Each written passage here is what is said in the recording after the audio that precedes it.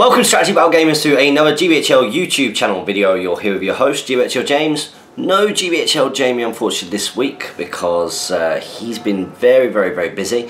Some exciting news for that man. He's looking to move out on his own, so he couldn't meet me this week, and I was in York with my fiance on the Wednesday and Thursday to go and try our wedding meals and do things like buy Jane's wedding band, etc. So I'm going to be doing Speak Friend and Question on my own this week. Hope you guys have all got your paints out in front of you, your backlog ready to chop into as I make my way through this Speak Friend and Question. So this is the show where you get to ask us absolutely anything at all and we try our best to answer it. We've got 30 questions this week and I'm going to try and get stuck straight in. So let's see what we've got. First up we've got Tom Turtle. Thanks for asking your question, buddy. He's put great vid as always. In a previous Speak Friend and Question I remember Jamie saying that he liked Blink 182. That's correct. Does he also enjoy the likes of Arctic Monkeys and Weezer? Just a guess, as they're very much in all the same rock vein. Well, I would probably say that Jamie does enjoy that type of music. I love the Arctic Monkeys, really love the Arctic Monkeys, and I do remember a little bit of Weezer when I was a teenager, singing that. What is it? I'm just a teenage dirtbag baby. Is that the right one? So I do like a little bit of those as well. And then we've got another comment from Tom Turtle. He's put, also, I just thought I should say that I thought the latest Battle Companies was your best video yet production-wise. Love the smooth camera action and lovely HD picture. The camera was a great investment which has vastly improved the quality of the videos. Well, I agree. If you agree, comment below and let us know. You know, in order to improve this channel we did need to get some better equipment, and it's one of those things that, you know, it's not taking us a lot of extra time now that we've got it to improve the quality. Now that we've got this great camera, it has really helped with the quality. And I have to agree, the Battle Companies did look pretty special. So I'm glad that you're all enjoying them. If you're enjoying all the new content on the new camera, let us know. And of course we couldn't have done it without you guys, so thank you so much for supporting us. So next up we've got Michael Owens. He's put, hey there guys, loving the new camera. Another thumbs up for the camera there. And sorry I haven't asked a question in a while. I asked a few episodes back about creating an Easterling army and decided that they aren't a terribly interesting army to collect, so he's gone for dwarves instead. Yeah, I'm not a big fan of the Easterlings, I have to say, not a massive fan. I don't really like the look of them. Some people absolutely love them, but not me, I have to say.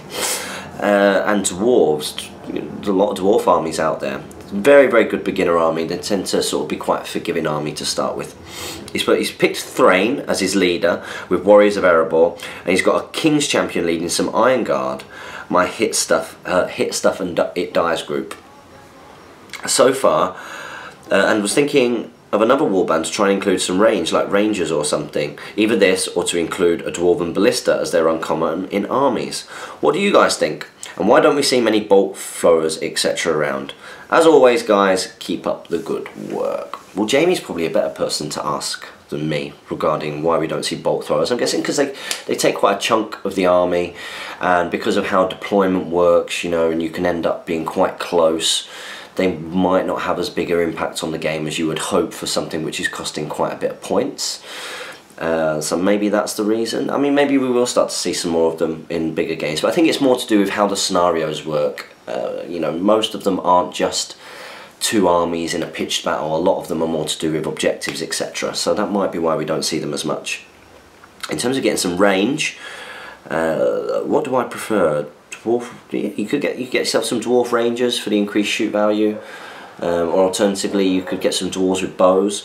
Since you've got an Erebor contingent in there, you could always get yourself use some of the Warriors of Dale with bow, perhaps, to take that role in your army. But let us know how you get on, Michael. That'd be good to see. Excuse me, my eyes are really sore. I think it's crazy, but for this time of year, but I feel like I've got really bad hay fever, so you have to excuse me through this video as I struggle through. Next up we've got Longy970. This is the Lord of Middle Earth. He's put, I had a horrific amount of good luck. I think he's talking about when he won Throne of Skulls. He put the cringeworthy kind, where you end up grimacing at the other player as a sort of apology. And I had an army built to gain a quick 6 VPs with very little strategic thought. Yeah, Reavers with axes is, yeah, pretty filthy. I played a couple of other Fallen Realm armies, avoided the big names in inverted commas, and got to choose attacker or defender in both of the Hobbit scenarios, that's really important. I got exactly the same, so there's a lot of luck involved in that. He's put Ed would have won if everybody had kept their Warriors Code points, and would have smashed me if we faced each other. But he still would have come second though. I can't believe when this goes out, Desolation of Stockport 2.0 is less than a week away. Really excited for this big announcement that keeps getting hinted about. He's put, my question is, how do you think the 2014 league will finish? Happy Strategy Battle Gaming. Okay, so first off, in terms of who would have won Throne of Skulls, yeah, I mean the way that Throne of Skulls is ranked, as it were, is quite interesting. I'm not necessarily. I'm not a huge fan of it. You know, like maybe for the overall prize, I like it. I don't know.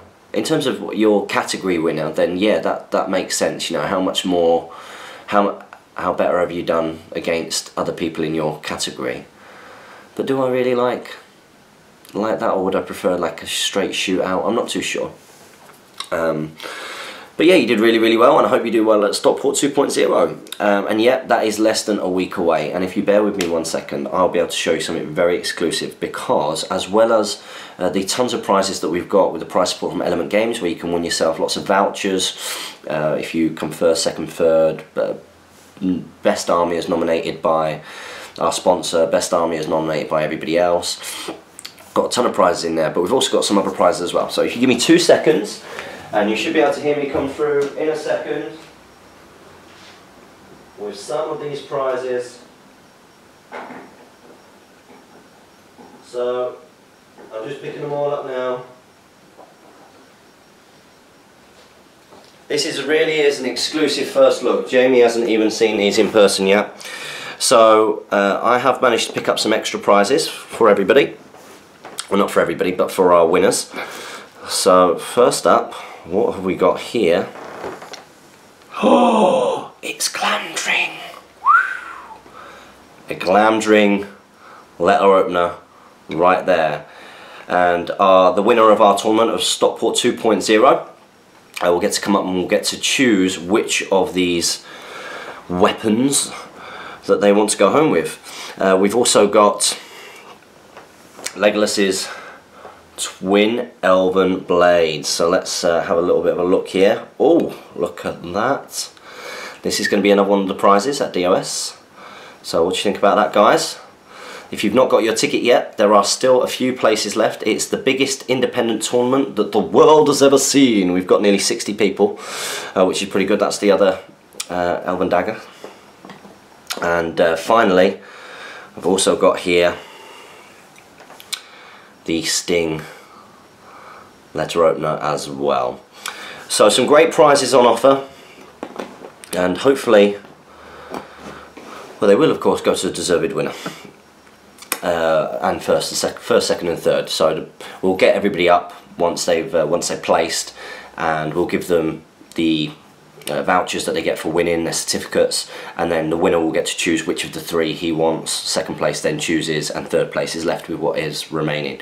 And I did put a question on the Facebook group, which was quite interesting, because lots of people were saying, oh, you should let the winner choose, etc. But that wasn't the question. My question was, if you were going to choose in order, you know, which would be your first place sword, which would be your second place, which would be your third place, what would you go for? Would you say that it was Glamdring, the Elven Blade, the Twin Elven Daggers, sorry, and then Sting, or would you say it was Sting and then Glamdring and then the Elven Daggers? What would your opinion be? So very interested to see what you think. Longie's also put, how do we think that the 2014 league will finish? There's still plenty of tournaments, so what I think will happen is that we'll have Desolation of Stockport 2.0. Somebody will win that who hasn't won a tournament so far. Oh, just put it out there. Just putting it out there. I think that could be quite cool. And then we've got East Grinstead, which I'm going to win. We've got the pre-Battle of Five Armies tournament in Mansfield, which I don't think I'll be able to make. So that'll be interesting to see who wins. I mean, the top three all had a bit of a stutter at the last one, and maybe, you know, nerves are coming into it, and maybe as well, you know, other players are raising their game. So it could be quite interesting. I mean, I really don't know. I have to say, it would be quite exciting. I mean, it looks like Damien's got this at the moment. I guess it'd be quite exciting if Jamie won another tournament. That would throw him right in there. You know, so we did a couple of GBHL people. It'd be great if I could if I could win a tournament or two and get myself into the top three. Currently there in fourth. But yeah, I'm gonna win East Grinstead, and I'm gonna win Stirling, and with that I'm gonna guarantee myself a second or third place. That's what it's gonna be. And then in the league finale, which I'm gonna be hosting, who knows, because it's gonna be something like you've never seen before in terms of Hobbit strategy battle gaming tournaments. I really have come up with a very good, I think, a very good narrative and some interesting scenarios and an interesting format, which I think will really lend itself just to a fantastic festival of Hobbit SBG goodness at the end of this year.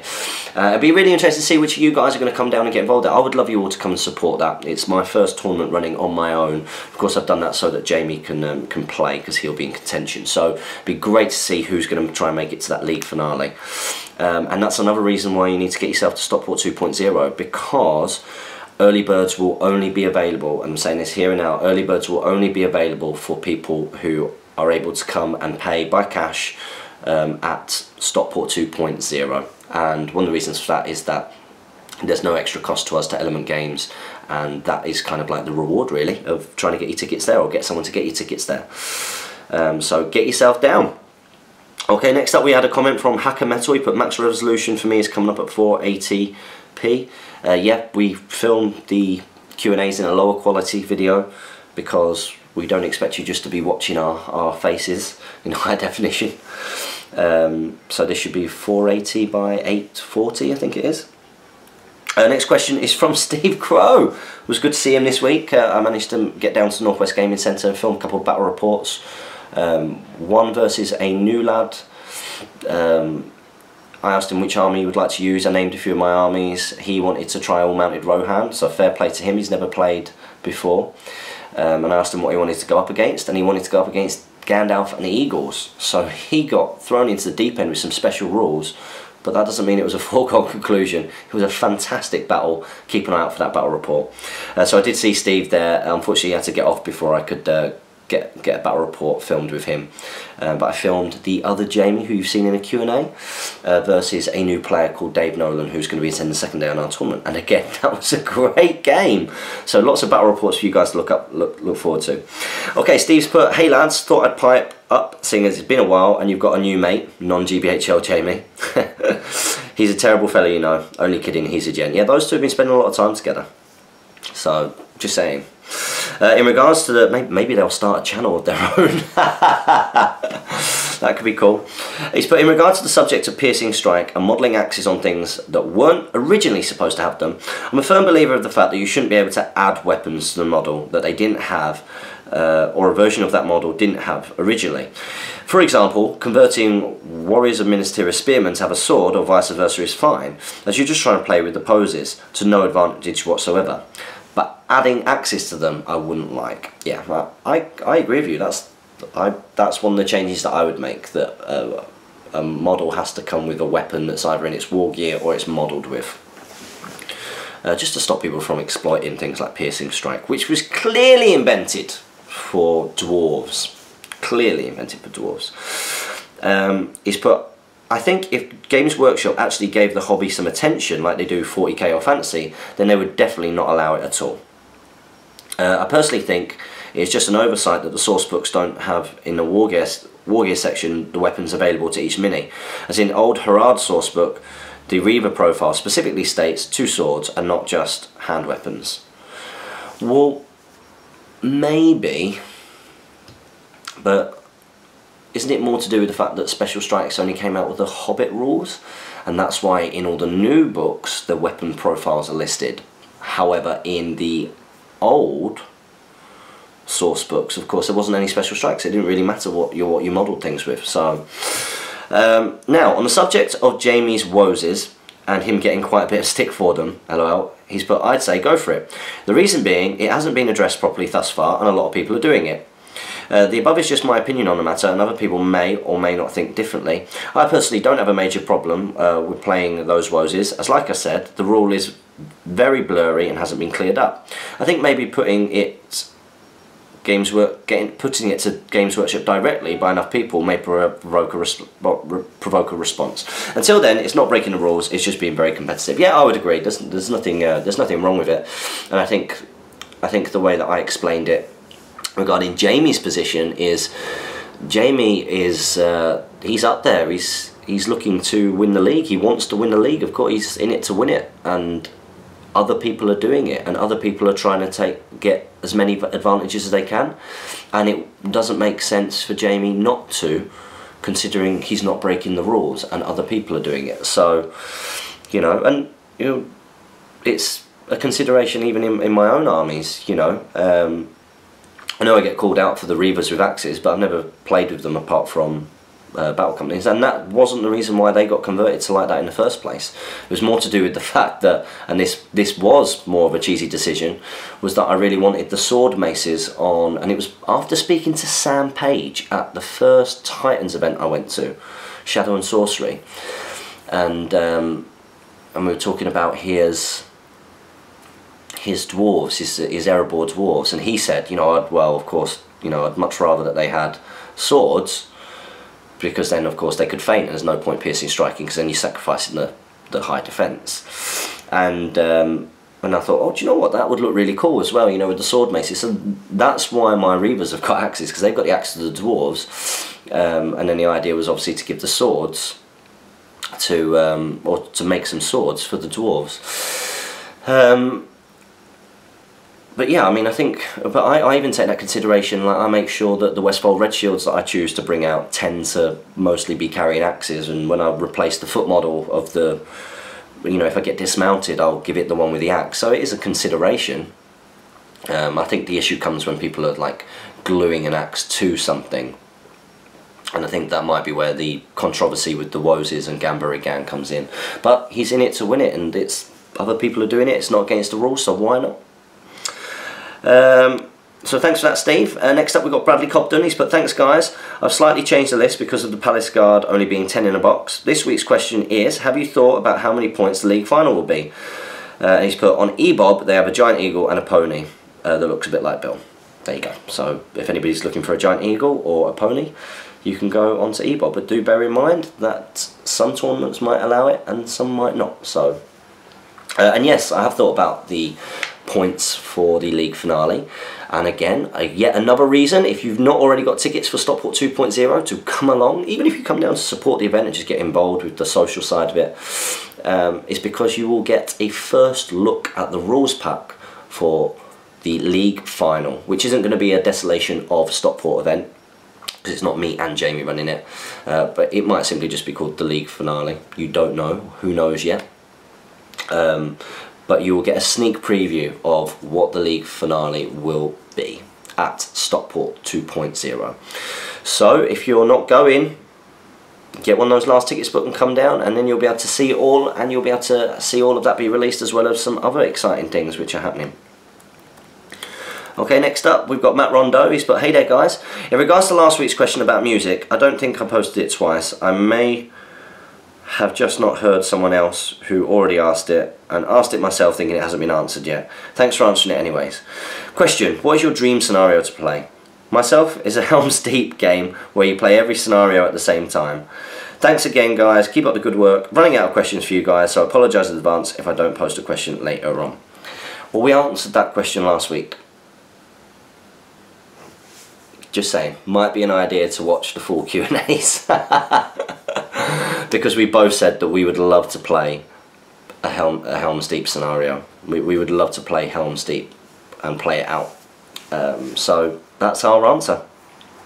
Next up we've got Joe Holohan. He's put another question for ye lads. If each of the GBHL channel crew were to be given stat lines of an SBG miniature, what would each of them be, and what, if any, special rules would they have? Now, we had this question ages ago, and it was really interesting because we put it back out there to the community. So lots of people, because it's very hard to come up with your own stat lines. Jamie had some crazy special rules. He had some really good special rules which, you know, would clearly break the game. Of course, you know, I got lots of ones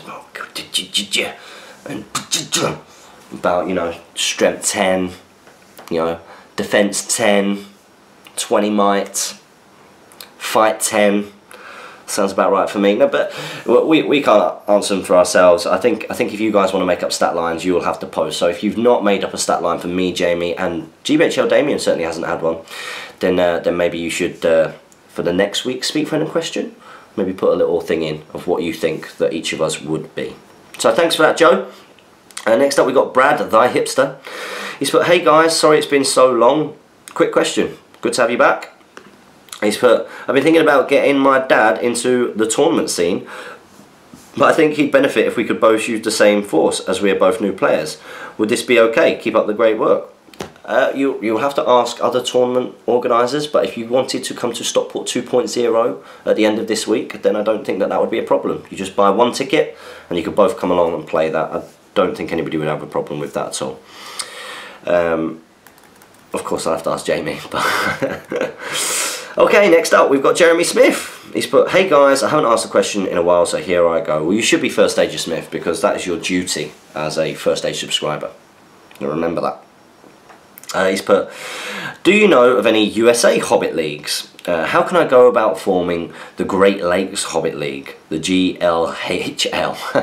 I've looked on Facebook and came up empty. How was the GBHL formed? Looking forward to Desolation of Stockport 2.0 with lots of roving reports, interviews. Keep up the good work. That's all for now. First Stager Smith signing off. Yeah, I'll probably be doing a lot of the roving reports like I did originally. Just let Damien enjoy the tournament. And again, he's in it to win it, so you know, I want him to be concentrating on that. I don't want him to be hindered. Although I'm sure he'll probably want to do some things as well. But I've got a new camera, so I was probably going to be the spare hand to go and do a lot of the footage.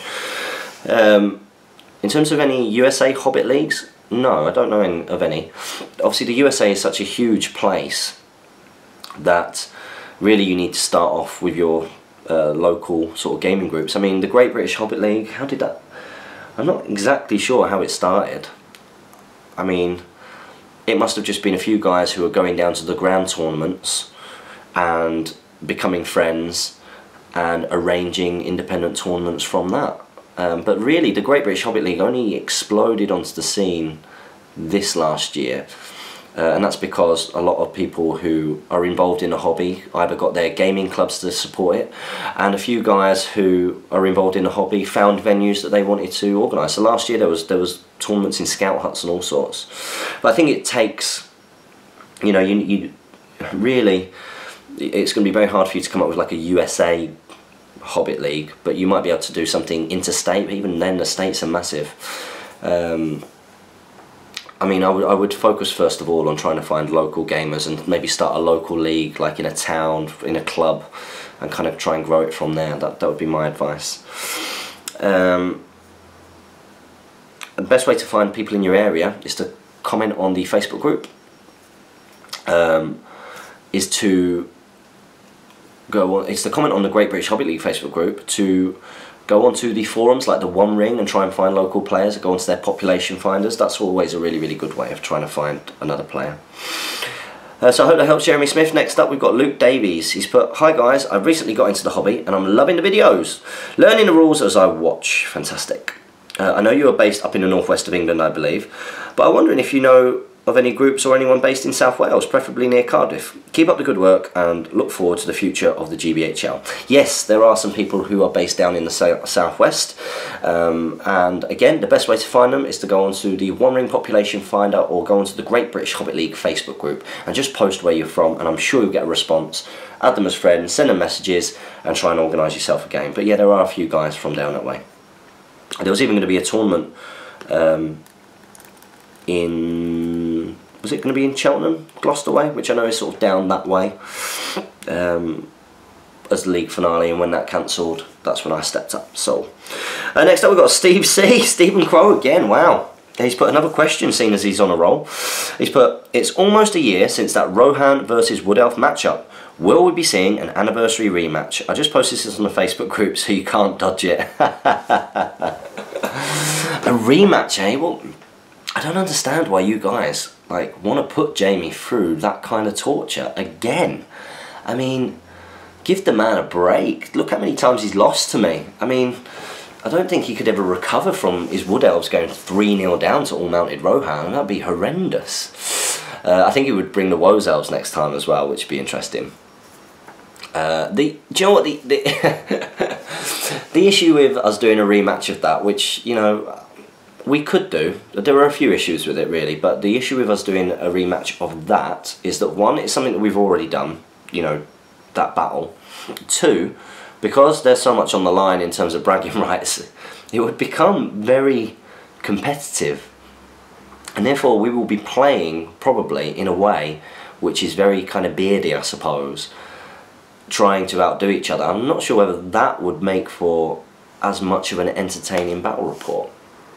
You know, the first one was entertaining because there were a lot of people who knew Jamie, who didn't know me, who had never seen the all-mounted Rohan apart from me playing against guys that I'd met locally, not anybody from the league, and I had obviously seen Jamie's Wood Elves be very effective, and it was, you know, with that scenario it seemed like a foregone conclusion to everybody. So I think that's why that was exciting. But even if you watch the second game, you know, it was very tactical, and I think a third game would be even more so, like very, very tactical. I mean, if you want to see it, then great, let us know. Comment below if you want to see that rematch. But remember, the time that we'll be spending doing that rematch, we could be making battle companies. We could be playing another player each, you know, and getting 4 battle reports by rotating round. So these are the things to consider. I'm not sure Jamie would be up for it, to be fair. You know, couldn't have him losing 3 times. That would be terrible. Next up we got Thomas Smith. He's put, GBHL is awesome. He's put, I watch all of the vids because I'm new to Lord of the Rings and the Hobbit strategy battle game. So it's good to watch vids on it. Oh, a nice haircut. Well, thank you very much. I don't have much to say when it comes to my haircut. My fiance's a hairdresser, and I just say, Jane, do whatever you want. I always think it's really funny where at the end of my haircut she's asked me every single time. I've got no idea what she means by it. She says, how does it feel? Does it feel okay? I'm like, yeah, I don't really care how it feels. It looks great, you know what I mean? Well, that tends to be sort of the way the conversation goes. But yeah, Jane does my hair. Thank you very much for your comments, and I think, is this your first one, Thomas Smith? If this is your first question, there is a caveat to us answering your question. That is that if we answer your question, you have to ask a question next week, and it's called being in the loop. So thank you very much. Next up we have got Quinn Duggan. Quinn Duggan has put, the other subscriber for Timmy is me. The other subscriber for Timmy is me also. I've got no idea what that means, Quinn. He's put, what do you think of these 600-point armies? Oh, by the way, I've seen your comments about saying that you need to borrow my Bayonne for Stockport 2.0. Do not rely on that, because my Bayonne has not even been put together, let alone painted, and will definitely not be ready by Stockport 2.0. So if you turn up needing a Bayonne, relying on mine, Quinn, you will not have, I will not have a Bayonne. So if your Bayonne dreams are based on lending it off me, unfortunately I won't be able to help you, pal. He's put, first up, a Radagast Alliance, Radagast on Slay with Sebastian, Bayonne with a bow, 2 eagles, and Thrain the Broken. Looks like a fun army.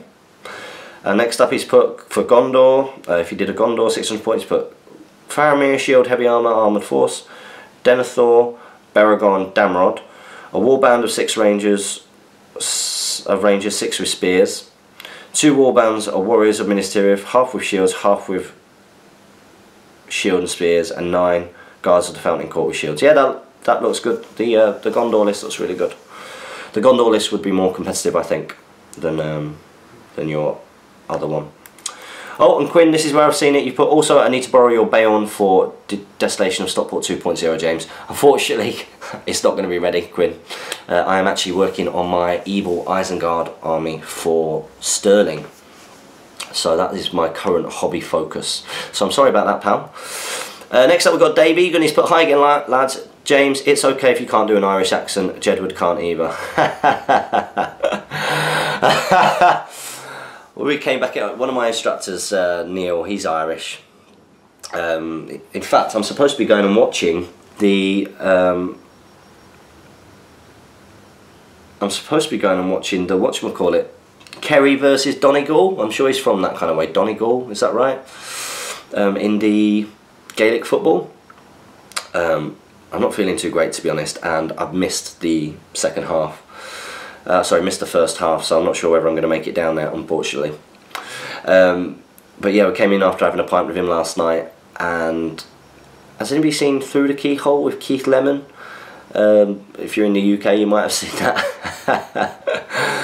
And he does some real calling of the Irish guests. It's, and all today, all I've had in my mind is situation,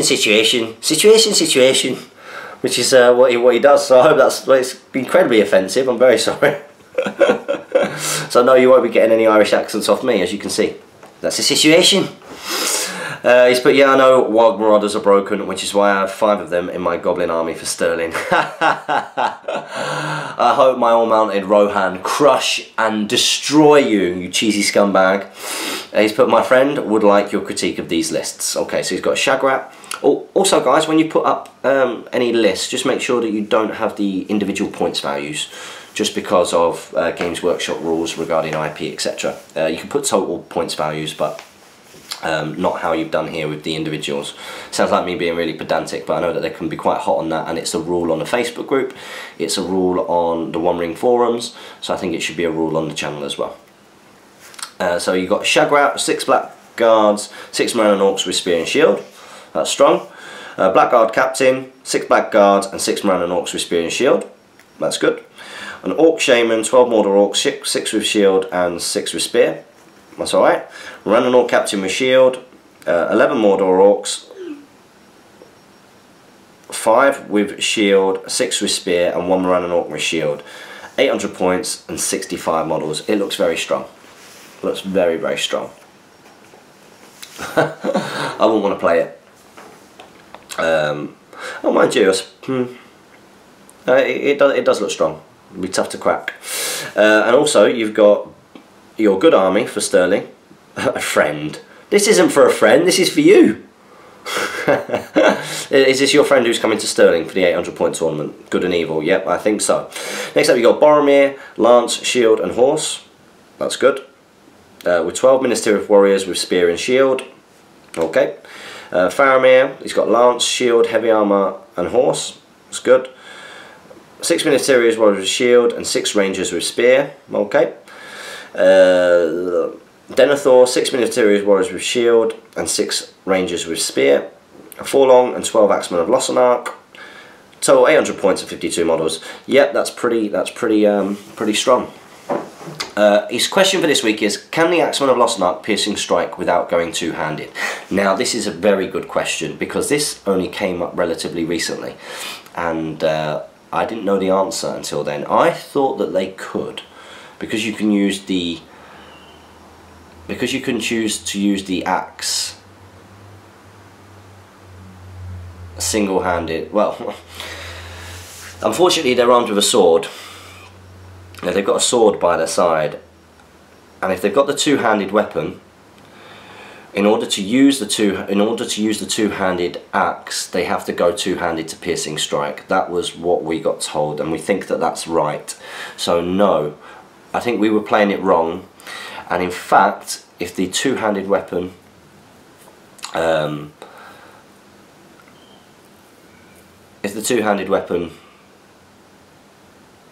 was the only weapon, then maybe they could, but they've got a sword model to them, so that is their hand weapon, the sword. So unfortunately not, because I started building an army with that in mind, thinking that's a great way of getting some higher strength without being cheesy for a Gondor army, and then that came up.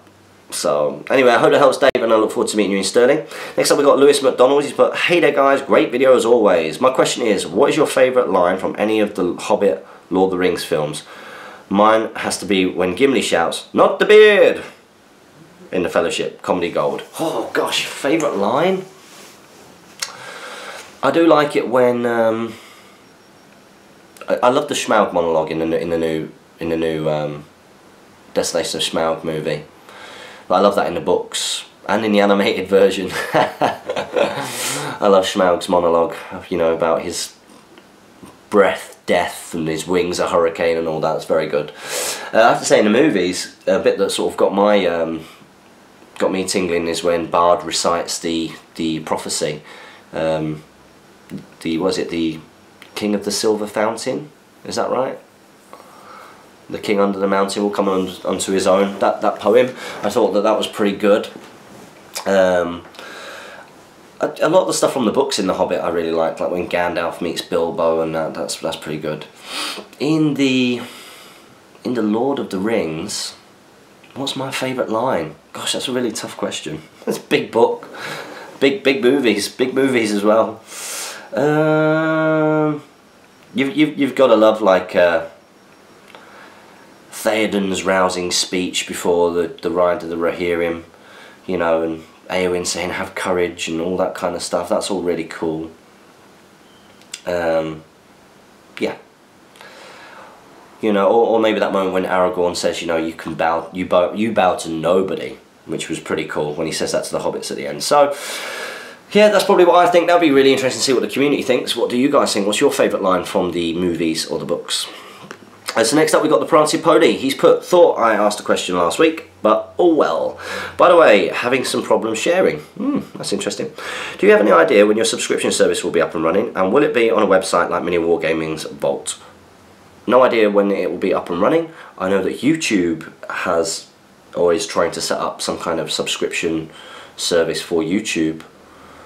For YouTube channels that have got a certain number of subscribers, so we'll have to look into that.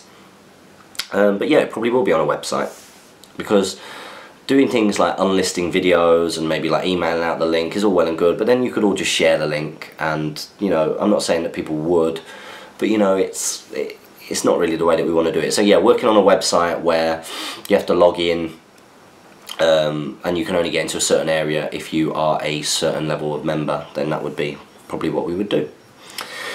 So I hope that answers your question. Next up we've got Mason O'Neill. He's put, what would you guys say is the best way to place your bows throughout your warbands? So for example, dwarves, would you put them in a warband with Khazad guards or in a warband with Vault Wardens, etc.? Or in terms of bows? Well, it depends what army, because in my Rohan army, for example, because it's a very highly mobile force, I tend to have my bows distributed equally amongst the warbands, so you don't have like one warband which is bows, one warband which is combat orientated, etc. And that's just so that each warband has got a bit of flexibility, especially in some of the scenarios where deployment is quite key and you don't really know where you could be coming on or when you're coming on. But then again, you know, with this Isengard force that I'm building, it will be a warband of crossbows that will come on together. In terms of your dwarves, I mean, it's up to you what kind of game do you want to play. I mean, I wouldn't put them with Vault Wardens, your bows, because I guess if you are going to try and sit back and shoot with dwarves, your advantage is that you basically have a moving wall in front of you, which is high defense, which is going to be tough to crack. I mean, a strength 2 bow needs, or even a strength 2 bow needs 6s by 4s on defense 7. Defense 7 dwarves. So I wouldn't do it on the Vault Wardens, because you can't put your dwarves behind that high defense wall, because of course you've got the foe spear, or you should have the foe spear supporting. So I actually think it'd probably be better taking a separate warband with your dwarves, or taking them with something like Khazad that they would go behind and you'd use the Khazad as a moving wall. But then again, you're not getting sort of the strengths of the Khazad, then you want the Khazad to be in there scrapping, don't you? So I hope that helps, Mason O'Neill. Next up we've got Mavs Fanatics. He's put you guys in your what hypothetically should Games Workshop do a game of next mentioned SW? I don't understand. Because I'm tired. I'm sorry. Need to check out the Star Wars miniatures games. Oh, like what would be their next system? What would be their next system that Games Workshop should do? Alright, okay. Is a Star Wars version of SBG. It's out of production, but you can find all the pieces you need on eBay. It was made by Wizards of the Coast. The pieces aren't amazing, but the game is quite fun. Interesting.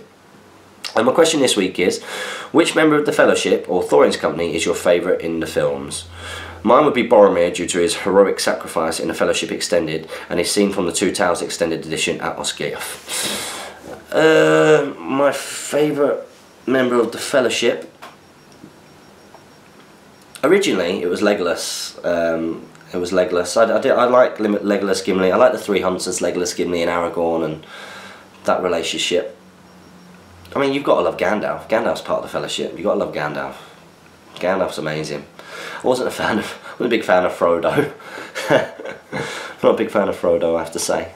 In Thorin's company, I think that Thorin is played really well. I think he really is played well. That kind of flawed hero. You know, you can imagine following him into battle, you know, despite all of his flaws. So, yeah, that's probably what I would say. Boromir, as much as I love Sean Bean, and I love the character Boromir, especially from the books, in the movies, he comes across weaker than what he is in the books. He's a great hero, Boromir. He's a great hero of men. And yes, he is corrupted by the ring. He has a moment of weakness, but he's still a beast. And I don't think the movie quite gets that. He seems weak from the start. There's a scene with him and Aragorn around the shards of Narsil when he cuts his finger, and he just seems weak, and Aragorn is very suspicious of him, and that's not really the relationship that they had in the book either. So yeah, okay, next up we've got GBHL Damien O'Byrne. He's put, you there, Clark, yeah, you. The one who said taking Knight of the Pelennor and 10 Sons of Ael at 350 points would be, in inverted commas, fun. And then said my Battle of Five Armies force was cheese disguised as fluff. Explain yourself. Well, first of all, Knight of the Pelennor and 10 Sons of Ael at 350 points is not filthy, no matter what you think. Okay, I'm going to bring that and I'll show you guys why that force doesn't work. I think it'd be great fun. I really do think it'd be good fun. It's a very me kind of force. I use Sons of Ael and I use Knight of the Pelennor. But would it be competitive? I don't think so at all. It'd be outnumbered a lot of the time. It's got one hero. All of the models, yeah, that have got 2 attacks base and they've got the 3 on the charge, they're not multi-wound models. They're not multi-wound models, so they're going to go down easy. You're going to get easily overrun, easily broken. You've only got 3 might. I don't think that that's a filthy force. In terms of the Battle of Five Armies force, cheese disguised as fluff, isn't it? In the Battle of Five Armies force, when you take like, or is it Owen? Is it Owen who takes cheese disguised as fluff? But I'm sure I've seen you. Weren't you the first person to take Bomber and Alfred? Weren't you? Wasn't that you, GBHL Damien, who likes to not come across as being filthy? Is that right? I'm not too sure. But I think it's when you take like Alfred and the Lake Town Spearmen, Legolas with the Mirkwood Rangers, and then Dwalin on Pony with the Warriors of Erebor. That would be your Battle of Five Armies themed force, but cheesy-fied. So that might be where that came from. What exactly did you find so cheesy? Thranduil not having a bow, Thorin not having Orcrist, or perhaps Bard leading the Lake Towners. Alfred was unavailable as he was off on an adventure with your Eagles. Oh my days, oh my days, oh my eyes, oh my days. Unbelievable. So is this are you referring to a particular army, a particular Battle of Five Armies force that you took? Is Was there a difference between the one that you took to Stockport and the one that you took to Throne of Skulls? I don't know. I don't know. I might be referring to Owen's army. I might have been referring to that. So, apologies if I have offended you. And in terms of Alfred being with the Eagles, it's just an army I copied from, whatchamacallit, Alistair. And I believe Owen did that as well. And it's more the fact that you do it to bump up Gwahir, who isn't very good. So you kind of think, right, well, I'm actually trying to get a 3-mic Gwahir. Instead of paying 125 points for not a very good Gwahir, you're effectively paying 145 points. But if you watched that bat rep where I took the Eagles, Gandalf and Alfred, I separated Alfred and Gandalf for that very, very reason. Playing against a relatively new player. Yes, that is the army that was built, but I didn't want to use it in that kind of way. So, no. He's put, right, now that that silliness has been quashed, how are you both? I'm good. I'm very tired and my eyes have gone really puffy. I'm finding this Q&A really difficult. I don't know why. I think I might, after not getting ill for all this time, I think I might actually be coming down with something again, which is not on. So, Glandring says, go away, illness. Not allowed to get ill. Too much work that he's doing. And I think Jamie's okay. Jamie's been really busy because he's looking to move out, which is a big step for him. You know, he lives with his mum and dad at the moment, and he's looking to get out on his own with a friend. So I think he's been quite busy. He's put, I'm very excited about Stockport 2.0 for several reasons.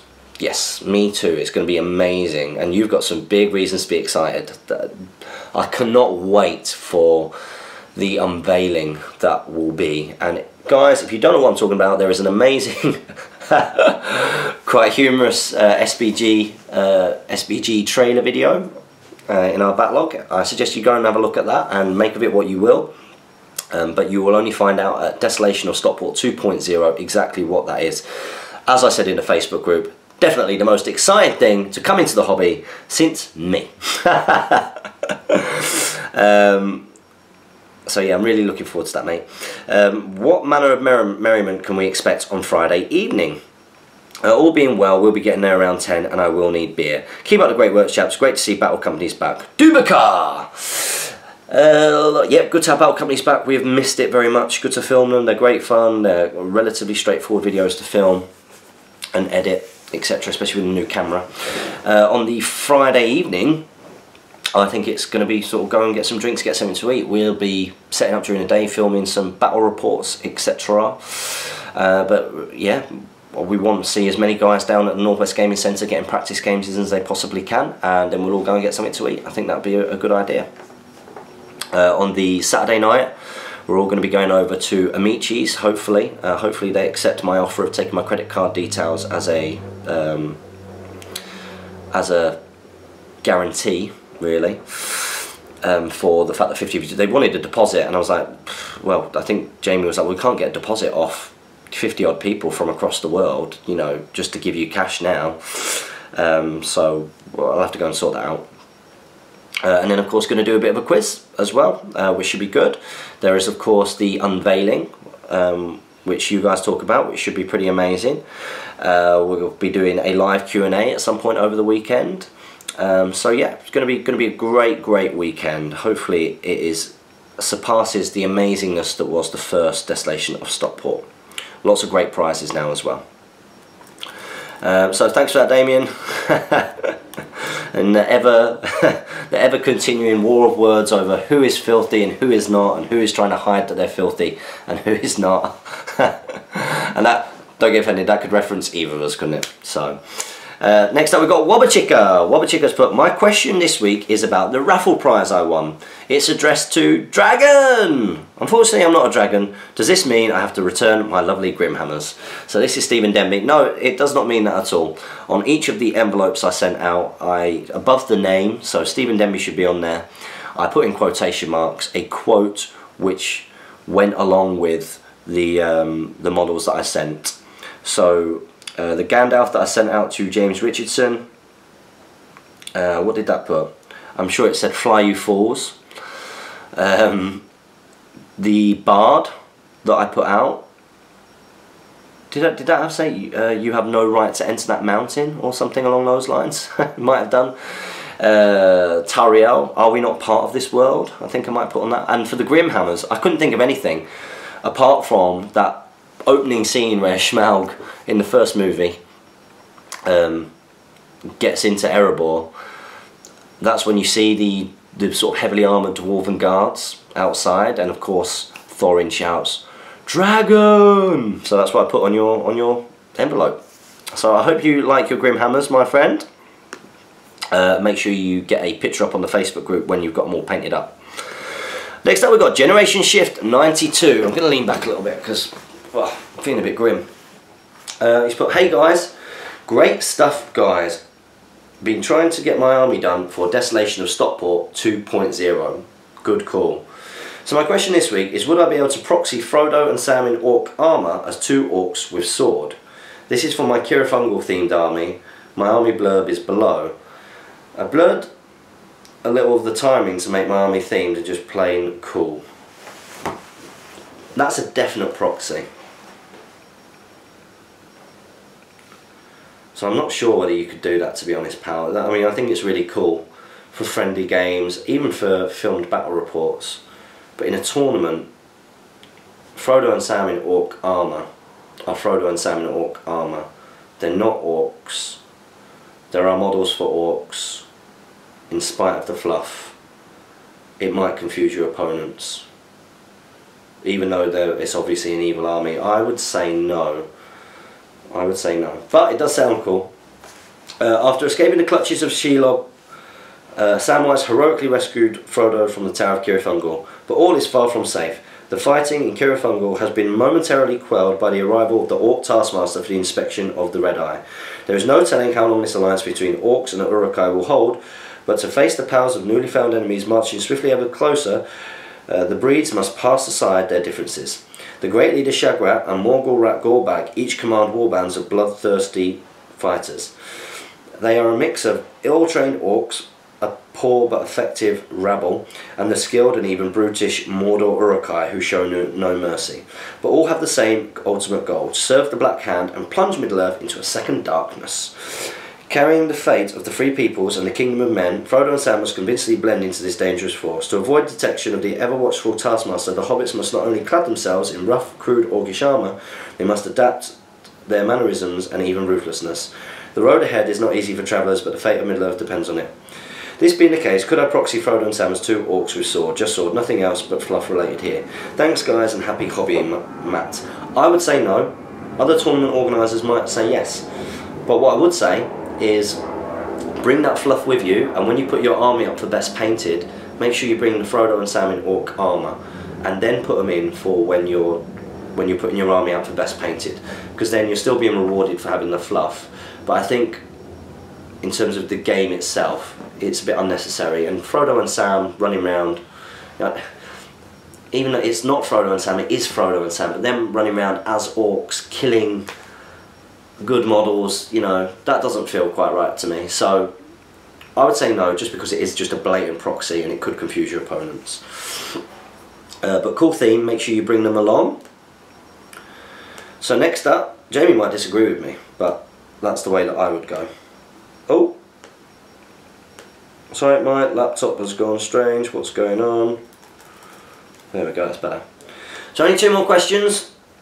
So we had 30 this week, which is cool, which looks like I might make the hour, which is great, because I need to go and get myself a cup of tea, because I am flagging. He's put, "Hey guys, after having binged watched your videos for weeks now, basically replacing my Netflix addiction," fantastic, "I figured out it was about time I got my first questions in on Speak Friend and Question." Yes, it is, and now that we're answering your questions, Christian, you must ask a question every single week. He's put, 1. Is your Facebook group only for people in the UK, or can foreigners also join? It is for everybody across the world. Now do bear in mind, there is a distinction, and I have to take this up with Jamie as well, because when Jamie introduces the videos, Jamie introduces the videos as the Great British Hobbit League YouTube channel. And really, the Great British Hobbit League YouTube channel, the GBHL podcast, has become a separate entity from the league. It is not just a representation of what's going on in the league. It is a media outlet for the whole hobby internationally. And whilst you are going, if you go onto the Great British Hobbit League Facebook page, obviously there's going to be a lot of league information on there. You can go on there freely because there's lots of discussions about army lists, about rumours. It's a great page to be on, so no, you don't have to be. But just remember, there is a difference between the Great British Hobbit League and the GBHL podcast. And the Facebook group isn't the GBHL podcast Facebook group, it is the Great British Hobbit League's Facebook group. But anybody can join that, anybody can. Number 2, you put, I'm considering selling my old, still sealed, out of production Lord of the Rings 2 Towers Ring Wraith on Fellbeast, C-Link. What do you reckon I could get for it? I think they tend to go for between 30, is it between 30 and 50 pounds usually, I think, I'm not too sure. And he's put, 3, James, it's been a while since you did a Hobbit hobby tip video, just saying. Yes, well, I'm not the hobbyist that maybe those videos put across, although I do try. I think my next one will be, I've got to do another wet palette one because I found a better way of doing a wet palette. Using a glazed medium, lots of people ask me on a tutorial on how to do the elven cloaks that I did, which I don't get. I mean, I think it's just because they look cool from a colour perspective, but you know, I didn't really put a lot of effort into painting those cloaks red. It literally was just like a 50-50 of Mornfang brown and corn red or whatever it is, mixed together as the base colour, and then a wash, and then going back over the base colour, and then dry brushing with the Sharpty bone. And I've taken a step, I don't dry brush cloaks now, I've decided. Only a little bit on the edges, not the whole thing. I will be doing some more Hobbit hobby tips very soon, and you'll notice little tips come up in our hobby vlog videos which come out on a Monday, so keep an eye out for those. It would be great if they became a regular thing. Yes, it would. I would love that to be a regular bit of content, but of course the difficulty is we've all got other jobs or businesses, so we really just do try and get footage in whenever we can. He's put, thanks for the great content guys, keep up the great word. He's put, P.S. my middle name is pronounced syrup, yes, just like what you put on pancakes. Christian Syrup Jensen, or Jensen. Well, thank you very much for your question there, buddy. Great to have a new face on Speak Friend in Question. Next up, we've got Mark Yelenich. He's put, thanks for answering my question next week. You guys are a lot of fun to watch. That toy dragon unveiling was a hoot. Yeah, it's better when there's 2 of us. Much, much better when there's 2 of us. I mean, I guess one of us can get away with it from time to time. And, you know, Jamie's been pretty busy, etc. As have I. And I guess when there's 2 of you, you get that kind of chemistry. And it's one of the reasons why Damien, you know, he didn't want to put out a Palantir video with him just on his own, because he prefers the videos where obviously there are 2 people, because it's about the chemistry.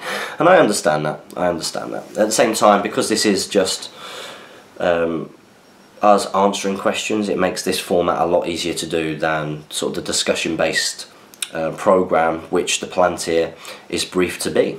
So he's put, last week Jamie had to sit through another fitness question, so I thought this week James could sit through a Lego question. That's not going to be any good, he's not here. He's put, what is the cheapest way to get all the Lego Hobbit dwarves? I have the Hobbit whole set, which gets you some of the dwarves, but it looks like each set gets you a few more. But some of those sets are expensive. Do they sell the dwarves individually? Do they sell them individually? And the minifigs, do they sell? I think they might do. Whether that be the cheapest way or not, I'm not too sure. But I think the best way is actually to check out all of the little sets, because some of the bigger sets are very expensive. But even the little sets can be sort of between £10 and £25. It's an expensive hobby just like our own. What I suggest you do is that you ask that question again for next week, and hopefully Jamie will be back. Although that being said, oh no, we should be able to get our Speak Friend question out, because we'll be meeting on the Thursday.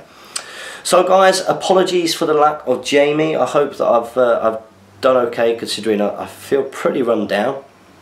But another Q&A done. Make sure, as always guys, that you comment, like, share and subscribe. You support your Hobbit hobby. Make sure you ask a question next week. If you've not asked one this week, we want you all to get behind it. We get over between 300 and 400 views most of the time, quite quickly, and it'd be great to see, you know, 300 questions. We probably wouldn't get through them all, but it would be great to see. So guys, happy strategy battle gaming.